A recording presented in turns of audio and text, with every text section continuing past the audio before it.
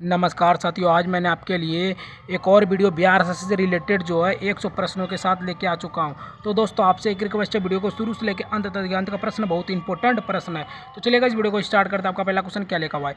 सर्वोच्च न्यायालय के न्यायाधीशों को उसके पद से हटाने का अधिकार जो है किसे प्राप्त है? तो राष्ट्रपति के महाभियोग के बाद प्राप्त है। क्या लगा हुआ है? राष्ट्रपति को प्राप्त है। समझ लो, सर्वोच्च न्यायालय के न्यायाधीशों को उनके पद से हटाने का अधिकार किसे प्राप्त है? तो राष्ट्रपति को प्राप्त है। भारत संविधान का अनुच्छेद 143 किसे संबंधित है? तो राष्ट्रपति के परामर्श शक्ति से संबंधित है। भारत संविधान का अनुच्छेद 143 जो है किससे संबंधित है? राष्ट्रपति के परामर्श शक्ति से संबंधित है। राष्ट्रपति लोकसभा को कब भंग कर सकता है? तो मंत्रिपरिषद की सलाह पर भंग कर सकता है। राष्ट्रपति लोकसभा को कब भंग कर सकता है? तो मंत्रिपरिषद की सलाह पर भंग कर सकता है। लोकसभा राज्यसभा का संयुक्त अधिवेशन किसके द्वारा जो है आहूत किया गया है? तो राष्ट्रपति के द्वारा आहूत किया गया है। लोकसभा राज्यसभा का संयुक्त अधिवेशन किसके द्वारा आहूत किया गया है? तो राष्ट्रपति के द्वारा आहूत किया गया। अगला क्वेश्चन की बात करते हैं दोस्तों। 5वां नंबर क्वेश्चन क्या कह रहा है दोस्तों? भारत के राष्ट्रपति ने किस एकमात्र मामले में पॉकेट वीटो का प्रयोग किया?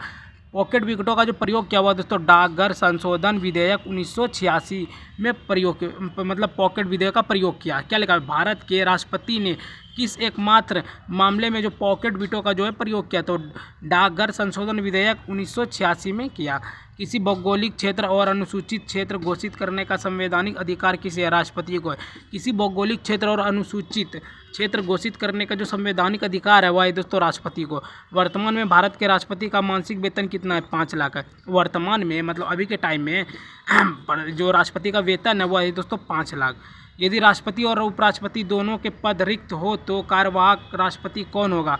मुख्य न्यायाधीश होगा। यदि राष्ट्रपति और उपराष्ट्रपति दोनों के पद रिक्त हो वो तो कार्यवाहक राष्ट्रपति कौन होगा? तो मुख्य न्यायाधीश होगा। अगला क्वेश्चन की बात करते हैं। 9वां नंबर क्वेश्चन क्या कर रहा है दोस्तों? वह राष्ट्र का प्रतिनिधित्व करता है परंतु राष्ट्र का नेतृत्व नहीं करता है। यह उक्ति किस पर लागू होता है? राष्ट्रपति पर लागू होता है। क्या लिखा? वह राष्ट्र का प्रतिनिधित्व करता है परंतु राष्ट्र का नेतृत्व नहीं करता। यह उक्ति किस पर लागू होगा? राष्ट्रपति पर लागू होगा। भारत के राष्ट्रपतियों में से कौन बिहार के राज्यपाल रह चुके हैं? भारत के राष्ट्रपतियों में से कौन बिहार के राज्यपाल रह चुके हैं? रामनाथ कोविंद। रामनाथ कोविंद जो है वो भारत के राष्ट्रपतियों में से बिहार के पहले राज्यपाल रह चुके हैं। भारत की प्रथम आदिवासी राष्ट्र कौन है? भारत की प्रथम आदिवासी जो राष्ट्रपति हैं वह दोस्तों द्रौपदी मुर्मू। द्रौपदी मुर्मू जो है भारत की प्रथम आदिवासी राष्ट्रपति है, जो कि अभी वर्तमान में भी है। कोई विधेयक संसद में प्रस्तुत होकर अधिनियम कब बनता है? तो राष्ट्रपति की स्वीकृति पर बनता है। कोई विधेयक संसद में प्रस्तुत होकर अधिनियम कब बनता है? तो राष्ट्रपति की स्वीकृति पर बनता है। अगला क्वेश्चन की बात करते हैं। 13वां नंबर क्वेश्चन क्या कर रहा है दोस्तों? निर्विरोध चुने गए भारत के प्रथम राष्ट्रपति कौन थे? नीलम संजीव रेड्डी। नीलम संजीव रेड्डी जो है निर्विरोध चुने गए भारत के प्रथम राष्ट्रपति थे। तो नीलम संजीव रेड्डी थे। भारत के किस राष्ट्रपति का संबंध ट्रेड यूनियन आंदोलन से भरा है? तो वी वी गिरी। देखिए बताते, भारत के किस राष्ट्रपति का जो संबंध है ट्रेड यूनियन आंदोलन से रहा है? तो रहा था, तो वी गिरी से रहा था दोस्तों। राष्ट्रपति का कार्यकाल कितना होता है? तो 5 वर्ष का होता है। राष्ट्रपति का जो कार्यकाल है 5 वर्ष होता है। 5 लाख उसको मंथली महीना भी मिलता है। भारत के किस राष्ट्रपति को मिसाइल मैन कहा था? एपीजे अब्दुल कलाम को कहा जाता है। भारत के किस राष्ट्रपति को मिसाइल मैन कहता है? एपीजे अब्दुल कलाम को कहा जाता है। क्या लगा? किसी मुख्य न्यायाधीश ने कार्यवाहक राष्ट्रपति के रूप में कार्य किया गया था? तो एम हिदायतुल्ला किस मुख्य न्यायाधीश ने कार्यवाहक राष्ट्रपति के रूप में जो है कार्य किया था? तो एम हिदायतुल्ला ने किया था। अगला क्वेश्चन की बात करते हैं। 18वां नंबर क्वेश्चन क्या कर रहा है दोस्तों? धन विधेयक को पूर्ण विचार हेतु लौटाने का अधिकार किसके पास नहीं है? तो राष्ट्रपति के पास नहीं है। देखो क्या लगा? धन विधेयक को पूर्ण विचार हेतु लौटाने का अधिकार किसके पास नहीं है? राष्ट्रपति के पास नहीं है। श्री रामनाथ कोविंद भारत के कौन से क्रम में राष्ट्रपति थे? 14वें क्रम में राष्ट्रपति थे। श्री रामनाथ कोविंद जो है भारत के कौन से क्रम के राष्ट्रपति थे? जो 14वें क्रम के राष्ट्रपति थे। वित्त आयोग की नियुक्ति कौन करता है दोस्तों? राष्ट्रपति करता है। वित्त आयोग की नियुक्ति कौन करता है? राष्ट्रपति करता है। भारत के किस राष्ट्रपति ने सबसे लंबी अवधि तक कार्य किया? तो राजेंद्र प्रसाद। भारत के किस राष्ट्रपति ने सबसे लंबी अवधि तक जो है कार्य पर किया? तो कार्य मतलब उस जगह पे, पोस्ट पे, जो राष्ट्रपति का जो पोस्ट पे रहा, तो राजेंद्र प्रसाद ने सबसे ज़्यादा दिन तक रहा।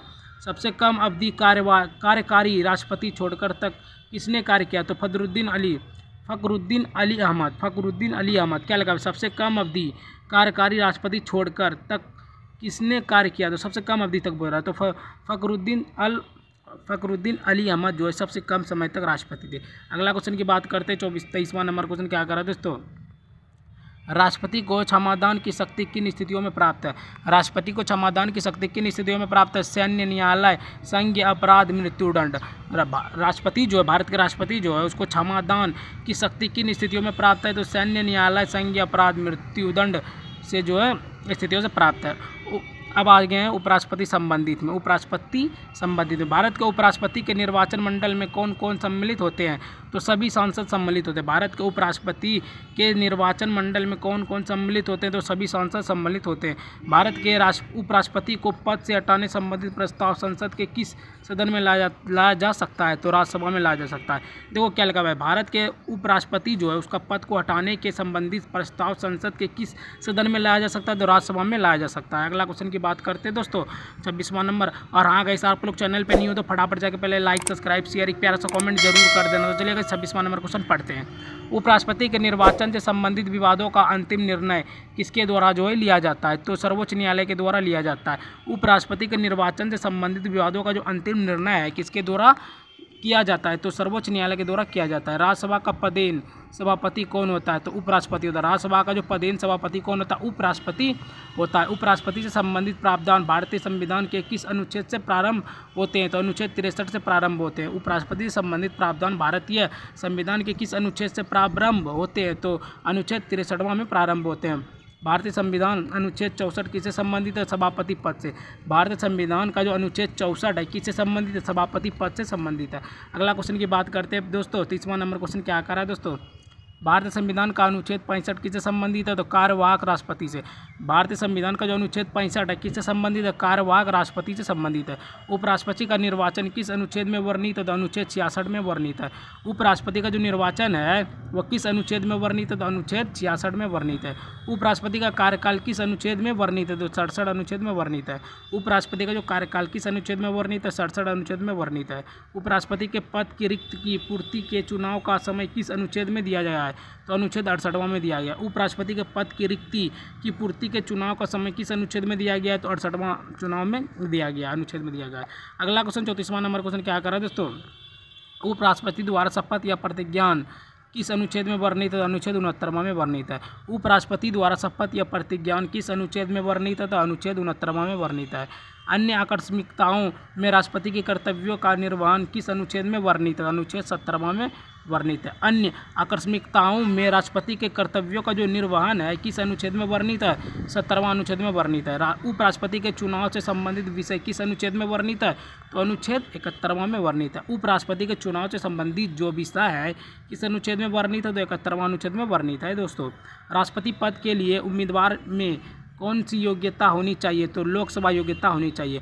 राष्ट्रपति पद के लिए उम्मीदवार में कौन सी योग्यता होनी चाहिए? तो लोकसभा योग्यता होनी चाहिए। अगला क्वेश्चन की बात करते हैं, 38वां नंबर क्वेश्चन क्या कर रहा है दोस्तों? राष्ट्रपति के निर्वाचन मंडल में कौन कौन शामिल होते हैं? तो सांसद प्लस विधायक दोनों शामिल होते हैं। राष्ट्रपति के निर्वाचन मंडल में कौन कौन शामिल होते हैं? तो राष्ट्रपति प्लस सांसद दोनों शामिल होते हैं।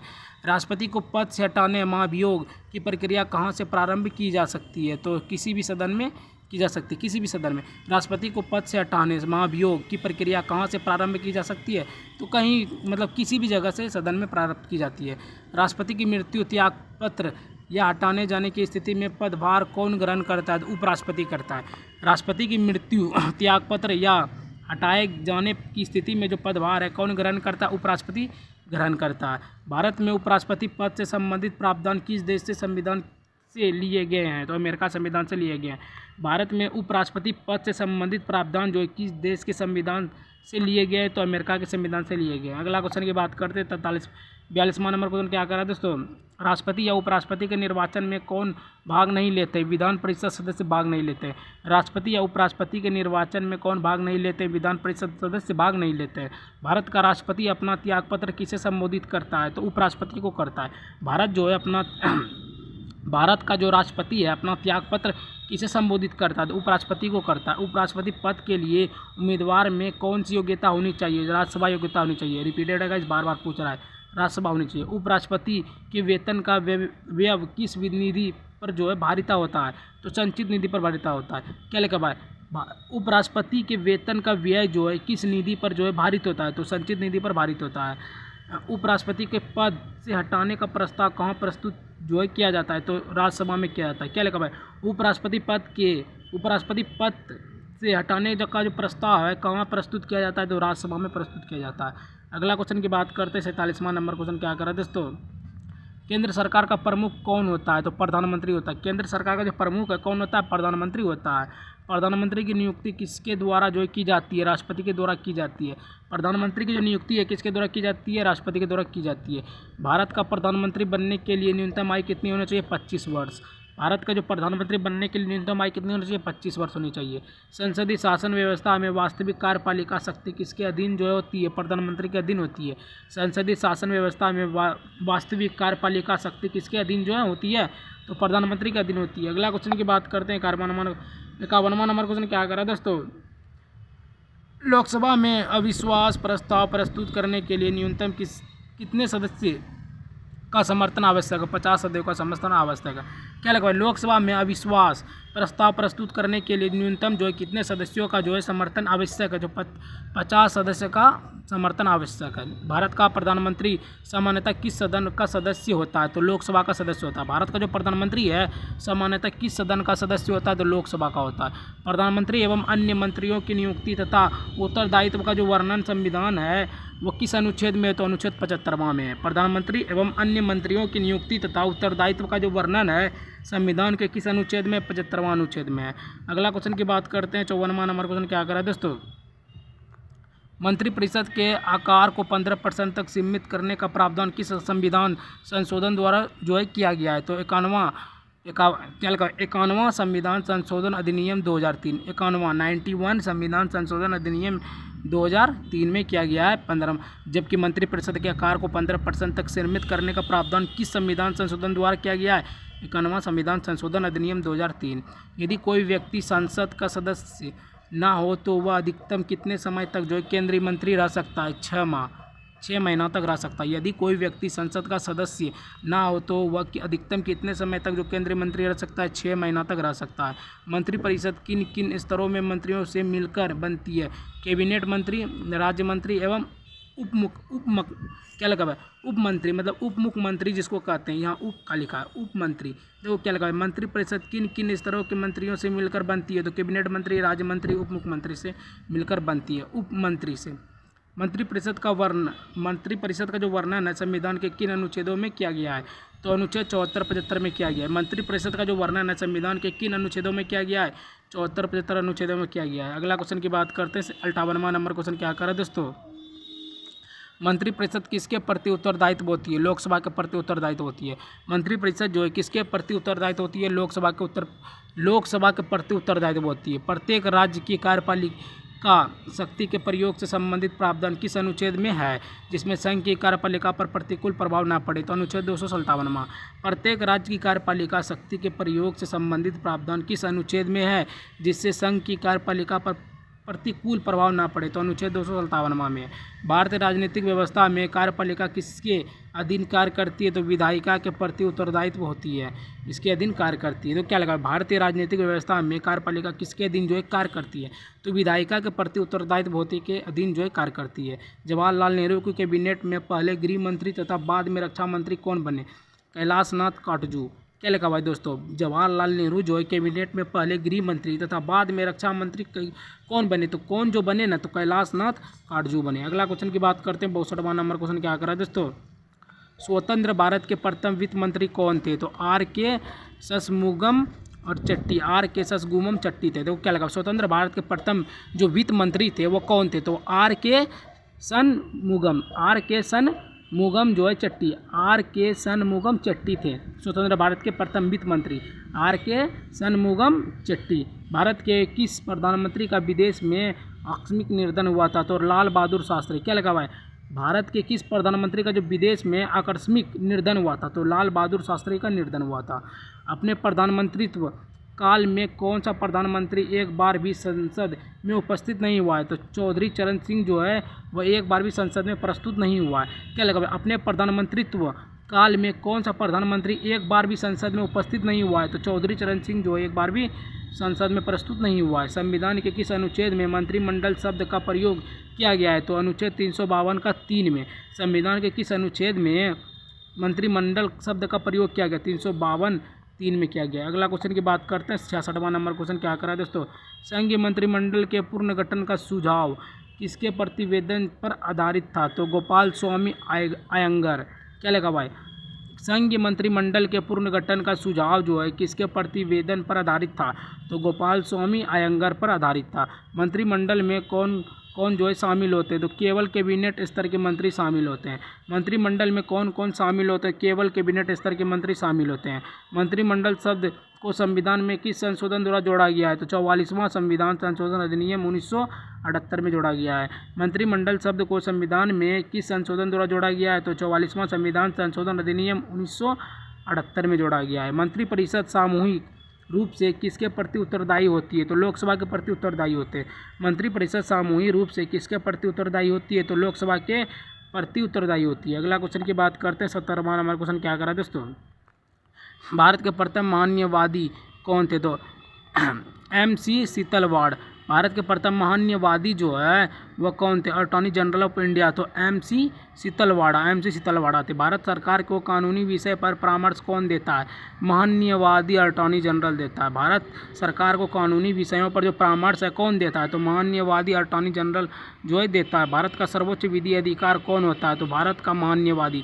भारत का सर्वोच्च विधि अधिकार जो है कौन होता है? भारत का महान्यवादी होता है। भारत का महान्यवादी किसका विधि जो है सलाहकार होता है? तो भारत सरकार का सलाहकार होता है। भारत का महान्यवादी जो है किसका विधि सलाहकार होता है? सलाहकार होता है। तो भारत सरकार का सलाहकार होता है। अगला क्वेश्चन की बात करते हैं, 74वां नंबर क्वेश्चन क्या करा दोस्तों, संविधान के अनुच्छेद 143 के अंतर्गत राष्ट्रपति की ओर से उच्चतम न्यायालय में भारत सरकार का प्रतिनिधित्व कौन करता है? तो महान्यवादी करता है। संविधान के अनुच्छेद 143 के अंतर्गत राष्ट्रपति की ओर से उच्चतम न्यायालय में भारत सरकार का प्रतिनिधित्व जो है कौन करता है? तो महान्यवादी करता है। संविधान के अनुच्छेद 76 का 4 के अनुसार महान्यवादी किसके प्रसाद प्रिय पद धारण करता है? जो राष्ट्रपति का पद जो है धारण करता है। क्या लिखा? संविधान के अनुच्छेद 76 का जो 4 के अनुसार जो है महान्यवादी किसके प्रसाद पेयत पद का जो है धारण करता है? तो राष्ट्रपति के पद का धारण करता है। सॉलिसिटर जनरल ऑफ कौन होता है? सॉलिसिटर जनरल जो है कौन होता है? महान्यवादी का अधीनस्थ होता है। सॉलिसिटर जनरल कौन होता है? तो महान्यवादी का अधीनस्थ होता है। वर्तमान में भारत के महान्यवादी कौन है? तो R वेंकट रमनी है। वर्तमान में मतलब अभी के टाइम में जो है भारत के जो महान्यवादी हैं, वर्तमान में भारत के महान्यवादी कौन है? R वेंकट रमनी है। R वेंकट रमनी है 77 का। अगला क्वेश्चन की बात करते हैं, 78वां नंबर क्वेश्चन क्या करा दोस्तों, महान्यवादी का पद संविधान के किस अनुच्छेद के अंतर्गत है? तो अनुच्छेद 76वां के अंतर्गत है। महान्यवादी का जो पद है संविधान के किस अनुच्छेद के अंतर्गत है? तो 76वां संविधान 76वां अनुच्छेद के अंतर्गत है। भारत के प्रथम नियंत्रण एवं महालेखा परीक्षण CAG कौन थे? वी नरहरि राव।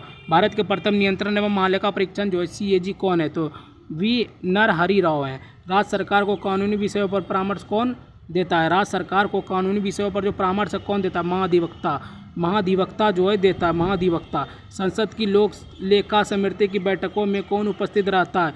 नियंत्रण एवं महालेखा परीक्षण नियंत्रित मतलब जो है उपस्थित रहता है। नियंत्रण एवं महालेखा परीक्षक देखो संसद की लोक लेखा समिति की बैठकों में कौन उपस्थित रहता है? नियंत्रण एवं महालेखा परीक्षक जो है उपस्थित रहता है। अगला क्वेश्चन की बात करते हैं, 82वां नंबर क्वेश्चन क्या करा दोस्तों, भारत के नियंत्रण एवं महालेखा परीक्षण CAG के पद का सृजन किसके द्वारा जो है किया गया है? तो संविधान द्वारा किया गया है। भारत के नियंत्रण एवं महालेखा परीक्षण CAG के पद जो है सृजन किसके द्वारा किया गया है? संविधान द्वारा किया गया है। भारत के नियंत्रण एवं महालेखा परीक्षण का कार्यकाल कितना होता है? 6 वर्ष से 65 वर्ष की आयु में। भारत के जो नियंत्रण एवं महालेखा परीक्षक हैं उसका कार्यकाल जो है कितना होता है? तो 6 वर्ष या 65 वर्ष की आयु तक होता है। नियंत्रण एवं महालेखा परीक्षक किसका मार्गदर्शन होता है? लोक लेखा समिति का मार्गदर्शक होता है। नियंत्रक एवं महालेखा परीक्षक जो है किसका मार्गदर्शक होता है? तो लोक लेखा समिति का मार्गदर्शक होता है।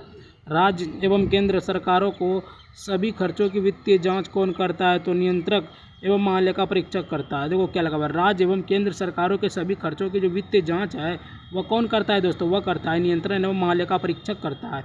अगला क्वेश्चन की बात करते हैं, 86वां नंबर क्वेश्चन क्या करा है दोस्तों, नियंत्रण एवं महालेखा परीक्षक के वेतन व भत्ते किस पर जो है भारित होते हैं? तो भारत की संचित निधि पर भारित होते हैं। नियंत्रण एवं महालेखा परीक्षक के वेतन व भत्ते किस पर भारित होते हैं? तो भारत की संचित निधि पर जो है भारित होते हैं। संविधान का अनुच्छेद 148 किससे संबंधित है? संविधान का अनुच्छेद 148 जो है किससे संबंधित है? नियंत्रण एवं महालेखा परीक्षण की नियुक्ति एवं पद मुक्ति पर। नियंत्रण एवं महालेखा परीक्षण एवं पद जो नियुक्ति पर जो है 148 संबंधित है। क्या लगा भाई? संविधान का अनुच्छेद जो है ये वाला प्रश्न, संविधान का अनुच्छेद 148 से संबंधित है?